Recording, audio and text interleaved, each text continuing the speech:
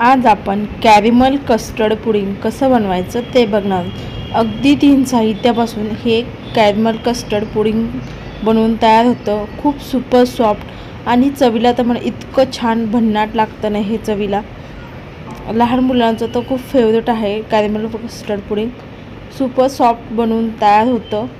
बनवायला फार काही वेळ लागत नाही, अगदी 5 मिनिटात हे कस्टर्ड कॅरेमल पुडिंग बनवून तयार होतं। बिना अंड्याचं आणि तोंडात टाकल्यानंतर हे कॅरेमल कस्टर्ड पुडिंग विरघळले इतकं हे मस्त बनवून तयार होतं। लहान मुलांना हे कॅरेमल कस्टर्ड पुडिंग फार आवडतं। तुम्हाला आता माझा मुलगा सांगेल कसं झालंय ते कॅरेमल कस्टर्ड पुडिंग।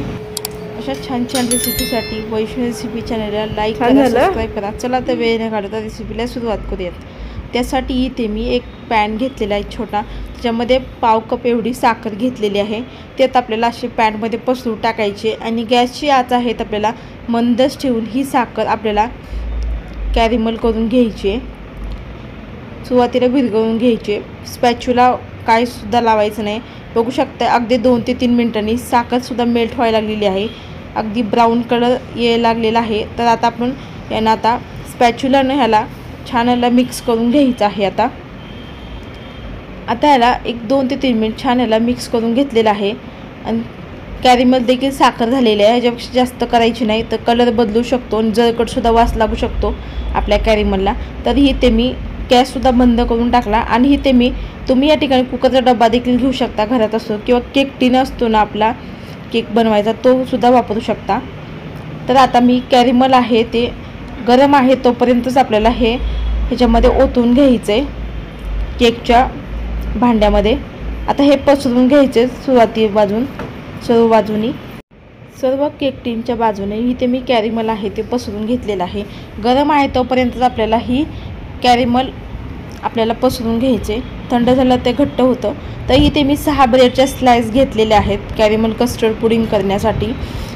आता या ब्रेडच्या चारही बाजूने आपल्याला 2-2 असे ब्रेड घेऊन चारही बाजूने आपल्याला ब्रेडच्या कडा आहेत त्या कट करून घ्यायच्यात आणि या ब्रेडच्या कडा आहेत त्या आपल्याला टाकून वगैरे द्यायच्या नाहीत।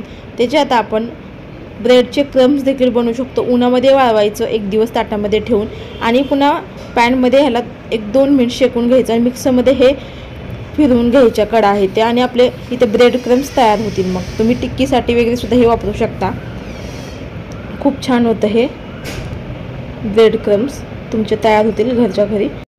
इथे मी सर्व चारही बाजूच्या ब्रेडच्या स्लाइसच्या कडा आहेत त्या कट करून घेतलेल्या आहेत। इथे मी मिक्सरचं भांडं घेतलेलं आहे।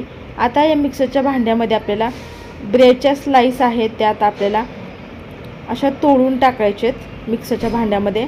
आणि आता आपल्याला हे तोडून टाकल्यानंतर आता आपल्याला हे बारीक करून घ्यायचं आहे।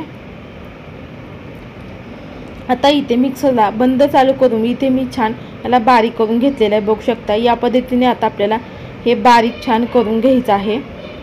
आता इथे मी एक कढई घेतलेली आहे नॉनस्टिकची आणि त्या कढईमध्ये आता आपल्याला कपाने आपल्याला 2 कप एवढं दूध घ्यायचं आहे। तुम्ही या ठिकाणी वाटीने सुद्धा 2 कप दूध घेऊ शकता। कढईमध्ये घेतल्यानंतर दूध आता आपल्याला ह्याच्यामध्ये टाकायचं आहे अर्धा कप साखर। तुमच्या आवडीनुसार तुम्ही साखर इथे कमी जास्त करू शकता। इथे मी कस्टर्ड घेतलेला आहे, कस्टर्ड पावडर व्हॅनिला फ्लेवरची घेतलेली आहे, किंवा तुम्ही मँगो फ्लेवरची सुद्धा घेऊ शकता किंवा मँगो पल्प देखील टाकू शकता जर तुम्हाला कुठला फ्लेवर हवा आहे त्यानुसार। इथे मी व्हॅनिला फ्लेवरची आत्ता पॅकेट दाखवलं होतं ना ती कस्टर्ड पावडर घेतलेली आहे। मी इथे 3 टेबलस्पून कस्टर्ड पावडर घेत आहे आणि वरती हाफ घेत आहे, म्हणजे 2.5 घेतलेला आहे।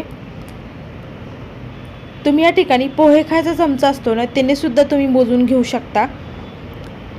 मी तर मेजरमेंटने घेतलेलं आहे चमच्याने। आता आपल्याला हे कस्टर्ड पावडर आहे ती मिक्स करून घ्यायची या दुधामध्ये, एकजीव अशी करून घ्यायची, कुठे गुठळ्या वगैरे राहू द्यायच्या नाहीत। 1 मिनिट मी याला छान याला मिक्स करून घेतलं। आता इथे जे आपण ब्रेडचे स्लाइस आहे ते बारीक करून घेतलेले ते पूर्ण आपल्याला या दुधामध्ये टाकायचं आणि ह्याला आणखीन एकदा छान मिक्स करून घ्यायचे ब्रेडला। आता आपल्याला कढई आहे ते गॅसवरती ठेवायचे, गॅसची आच आहे आता आपल्याला मीडियमच करून हे आता आपल्याला शिजवून घ्यायचंय। आता हे मिश्रण गॅसवरती ठेवल्यानंतर आता आपल्याला हे गॅसची आच मीडियम ठेवून आता आपल्याला हे 3 ते 4 मिनिट याला शिजवून घ्यायचे घट्ट गोळा होईपर्यंत. ह्याला घुट्या होऊ द्यायच्या नाहीत अजिबात. ह्याच्यामध्ये ह्याला छान मिक्स करून आपण याला शिजवून घेऊयात 3 ते 4 मिनिट याला. आता हे जसं शिजत जाईल तसं हे घट्ट होत जातं. ह्याला अधूनमधून सतत हलवत राहायचं आहे किंवा खाली लागू शकतो त्याच्यासाठी सतत हलवत राहायचं आहे ह्याला मिश्रणाला. आता ह्याला मी छान ह्याला शिजवून घेते एक 3 ते 4 मिनिट. इथे बघू शकताय तुम्ही जसं हे शिजत जाईल तसं हे घट्ट होतं बघू शकता. हे आता आपले स्पॅच्युलानं उचलल्यानंतर हे मिश्रण खाली पडत नाही याचा अर्थ आपल्या इथे मिश्रण देखील बनवून तयार झालेलं आहे. आता इथे आपलं हे मिश्रण पूर्णपणे शिजलेलं आहे बघू शकता. अजिबात कच्चं वगैरे राहिलं नाही. आता हे पूर्णपणे गॅस बंद करून टाकायचं आणि हे गरम गरम मिश्रण आहे पुडिंगचं ते आपल्याला या कॅरिमलच्या जे टीनमध्ये आपण कॅरिमल काढलो त्याच्यामध्ये ओतून घ्यायचं आहे. आणि ह्याला भांड्याला तूप किंवा तेल अजिबात लावायची गरज नाही आहे कारण आपलं कॅरिमल पुडिंग आहे ते सहजपणे निघतं टाकल्यामुळे. आता ह्याला एकसारखं असं करून घ्यायचं आहे या मिश्रणाला. आता हे केक टीनमध्ये ओतून घेतलेलं एकसारखं करून घेतल्यानंतर इथे मी ॲल्युमिनियम फॉईल घेतलेलं आहे ते आपल्याला या केक टीनच्या भांड्यावरती आपल्याला ॲल्युमिनियम फॉईल आहे ते व्यवस्थित असं बंद करून घ्यायचे आहे. म्हणजे ह्याच्यावरती पाणी वगैरे जाऊ नये याच्यासाठी आपल्याला बंद करून घ्यायचे ॲल्युमिनियम फॉईलनं. व्यवस्थित असं बंद करून घेतल्यानं इथे मी कढई घेतलेली आहे. आता इथे कढईमध्ये पाणी टाकायचं आणि स्टँड ठेवायचं आहे आपल्याला. तुमच्याकडे जे घरात कुठलं स्टँड असेल ते तुम्ही ठेवू शकता. आणि आपल्याला हे पुडिंग आहे त्यात आपल्याला ठेवून द्यायचं आहे. कढईमध्ये ठेवून घेतल्यानंतर आपल्याला झाकण लावून आपल्याला हे एक 15 मिनिटाला शिजवून घ्यायचं आहे. इथे बघू शकताय आता 15 मिनिटानंतर हे शिजलं देखील आहे. आता आपण ह्याला बाजूला काढून घेणार आहोत आपण आणि ह्याला आता आपण उघडून बघूयात. गरम आहे सध्या चेक करूयात. बघू शकता हाताला जर चिटकत नसेल तर इथे आपलं कॅरिमल जे पुडिंग आहे ते बनवून तयार झालेलं आहे. हाताला चिटकत असेल तर आणखीन तुम्ही 5 मिनिट ठेवू शकता आणि पुन्हा आणखीन एकदाला शिजवून घेऊ शकता. आता ह्याला असंच कट करायचं नाही गरम गरम. आता ह्याला आपण साधारण 1 ते 1.5 तासाला फ्रीजमध्ये सेट करण्यासाठी ठेवून देऊयात. बघू शकताय 1 ते 1.5 तासानंतर मी फ्रीजमध्ये ठेवल्यानंतर आता आपण ह्याच्यामध्ये प्लेटमध्ये काढून घेणार आहोत हे पुडिंग. आता इथे मी पलटी मारून घेतलेली आहे पुडिंगला.